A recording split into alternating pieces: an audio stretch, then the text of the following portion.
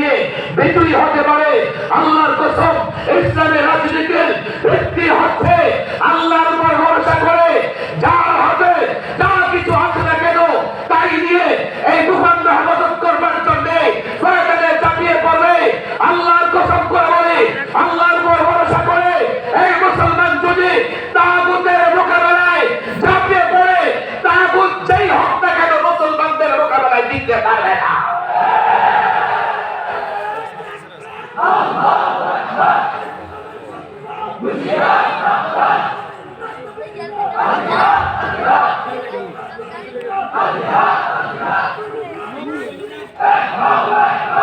যতদিন মুসলমানদের আল্লাহর উপর ভরসা ছিল, পৃথিবীর কোন বড় শক্তি মুসলমানদের থামাতে দমাতে পারে না। আল্লাহর উপর ভরসা শেষ। আমরা দেখেন সংখ্যায় প্রায় 200 কোটি, ইহুদিদের সংখ্যা গোটা পৃথিবীতে 1.5 কোটিও হবে না। অথচ দেখেন তারা সিজফায়ার যুদ্ধ বিরতি ঘোষণা করেছে ইসরায়েল। কত বড় গাদ্দারি! যুদ্ধ বিরতি ঘোষণা করে আবার সেই বিরতির মধ্যে ঈদের দিনে তারা ফিলিস্তিনি নারী শিশুদের উপরে গণহত্যা চালিয়েছে। ইসরায়েল পৃথিবীর কোন যুদ্ধ নীতিও মানে না, ইসরায়েলের কাছে কোন শিষ্টাচারও নাই, ইসরায়েলের কাছে কোন মানবতা নাই। এটা গোটা পৃথিবীর মানুষের কাছে স্পষ্ট। বাংলাদেশের যুবকদের কাছে এখন স্পষ্ট হয় নাই, এটা আমেরিকান ছাত্রদের কাছে স্পষ্ট। আমি জানি না আপনারা সকলে জানেন কিনা, বেশ কিছুদিন আগে আমেরিকার নানা ইউনিভার্সিটির ছাত্ররা রাস্তায় নেমে গিয়েছে। আর বাংলাদেশে যখন ফিলিস্তিনিদের পক্ষে দাঁড়াইতে হয়, তো আমি মৌলভী সাহেব একাই যাবো। কলেজ ইউনিভার্সিটির ছেলেদের আমরা খুঁজে পাই না। আমেরিকার মতো রাষ্ট্রে, তাও শ্বেতাঙ্গ আমেরিকা, শ্বেতাঙ্গ আমেরিকানদের তারা প্রকৃত আমেরিকান মনে করে, আর কৃষ্ণাঙ্গ আমেরিকানদের তারা মনে করে তারা আফ্রিকা থেকে এসেছে। এজন্য আমেরিকাতে শ্বেতাঙ্গ আর কৃষ্ণাঙ্গ, সাদা চামড়া আর কালো চামড়ার মধ্যে একটা লড়াই থাকে, চলতেই থাকে। সেই শ্বেতাঙ্গ আমেরিকার স্টুডেন্ট রাস্তায় নেমেছে ফিলিস্তিনিদের পক্ষে। কিন্তু ভাইরে, যেখানে যুদ্ধের দরকার, যুদ্ধ না করে আপনি যতই চিল্লাচিল্লি করেন, যতই মিছিল মিটিং করেন, কিয়ামত পর্যন্ত করতে পারবেন, কাজ হবে না। যেখানে যুদ্ধ দরকার সেখানে যুদ্ধ করতে হবে। যতই কিয়ামত পর্যন্ত দোয়া করেন, দোয়া করেই যদি সমাধান করা যেত, তো কোন নবী রাসূল কাফেরের বিরুদ্ধে অস্ত্র ধরতেন না। নবী রাসূল তো মুস্তাজাবুদ দাওয়া, তারা ডাকতে আল্লাহ শোনেন। এই যুদ্ধের বিধান আল্লাহ এই জন্যই দিয়েছেন যাতে ইসলাম ও মুসলমানদের নিরাপত্তা বিধান করা যায়। আজকে 200 কোটি মুসলমান ইহুদিদের মোকাবেলায় দাঁড়াবার ক্ষমতা এই জন্যই নাই, এই মুসলমানরা আল্লাহর উপর তেমন বিশ্বাস রাখে না। কথা বিজমিকে চলে যাচ্ছে, আমি লম্বা কথা বলবো না, একটু খেয়াল করবেন। ডান দিকে যে কথাটা বলি, বাচ্চারা শোনো। আমাদের একটা রাজনৈতিক শক্তি, ইসলামী রাজনৈতিক শক্তির দরকার আছে না নাই? এই কথা তো স্পষ্ট। এখন যেহেতু দরকার আছে, সাকত সাহেব যদি একা রাস্তায় চলতে থাকে, সেই শক্তি হয়ে যাবে। আমি যদি ভুল করে থাকি, সংশোধন করার দায়িত্ব আপনাদের ওলামায়ে কেরামের। কিন্তু আমি যদি সঠিক পথে থাকি, ওলামায়ে কেরামের দায়িত্ব হচ্ছে আমাকে সহযোগিতা করা। গত 16টা বছর আমি চাইলেও কোনো না কোনো বাজারে উঠে আমার নিলাম হয়ে যেত, 2-4 টাকা তো বিক্রি হতে পারতাম। কিন্তু গত 16টা বছর 3 বার আমাকে জেলখানায় থাকতে হয়েছে। 3 বার, একবার না। আল্লামা মুফতি আমির রহিমাহুল্লাহ যখন ছিলেন 2011 4 এপ্রিল হরতালের দিন আমাকে গ্রেফতার করে। আমি তখন 11তে বেশ কিছুদিন সরকারি মেহমানখানায় ছিলাম। এরপর আপনারা সবাই মিলিত আন্দোলন সংগ্রাম করলেন 13তে। 13 হেফাজতের আন্দোলনের পর আমি লম্বা সময় সরকারি মেহমানখানায় ছিলাম। এরপরে এবার 21-এ মোদী বিরোধী আন্দোলন যখন শুরু হলো, সবার আগে আমারই নিউজ, আপনি আসেন মেহমানখানা উপস্থিত। এবার ধরে তো আর ছাড়ে না, 2 বছর 2.5 বছর। এই যে এবারের ঈদটা ভিন্ন রকম একটা ঈদ ছিল।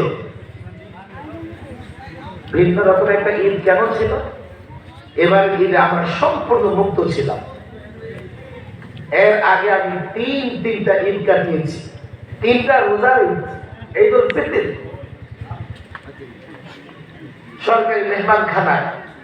কথা তো অনেক, দেখেন আমি এত কথা আজকে বলতেও পারবো না। এই যে অনেকেই তো দাবি করে আমরা আন্দোলন করছি, আমাদের এতজন লোক শহীদ হয়েছে, আমার এই ত্যাগ, আমার এই কুরবানি। আমি বলি কি জানেন, সব ঠিক আছে, তুমি ত্যাগ দিয়েছো, তোমার দল ত্যাগ দিয়েছে, ছাত্ররা কুরবানি দিয়েছে, কিন্তু এই ফ্যাসিবাদী সরকারের পতন হয়েছে আলেমদের বদদোয়ার কারণে।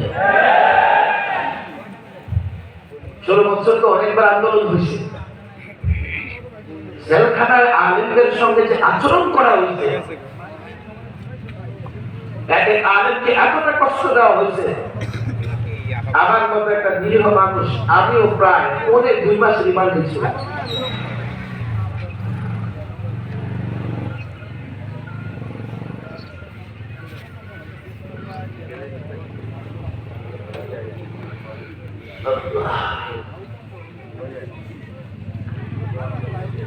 রিমান্ড থেকে আমাদেরকে যখন কারাগারে দেওয়া হয়, কারাগারের ভেতরে আলেমদের সঙ্গে যে বৈষম্যমূলক আচরণ করছে, একটা কারাগারে দেখেন চুরি মামলার আসামি আছে, ডাকাতি মামলার আসামি আছে, ছিনতাই, খুন, রাহাজানি, তারপরে আপনার আছে ধর্ষণ মামলার আসামি, সব জেলখানার ভেতরে ঘুরে বেড়ায়।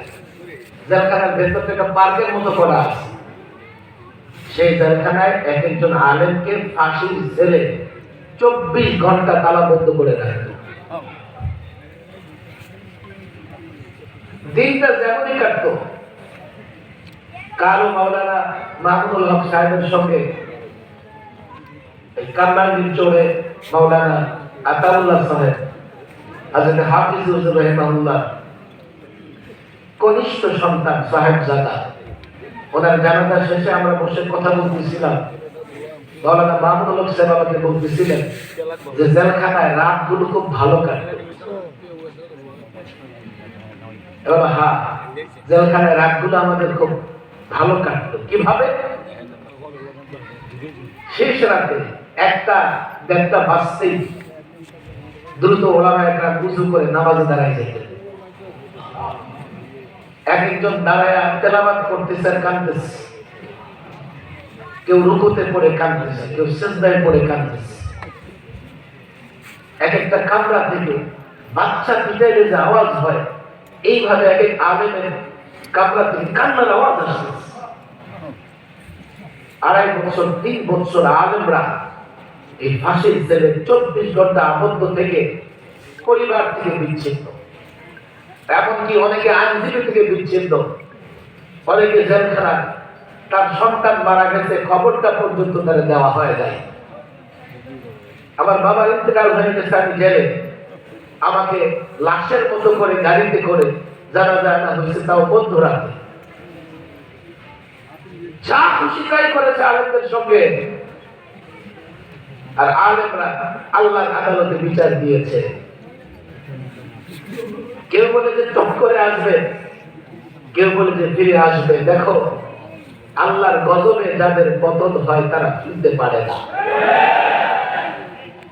ফেরাউন নমরুদ নিদর্শন হয়ে আছে, নিদর্শন।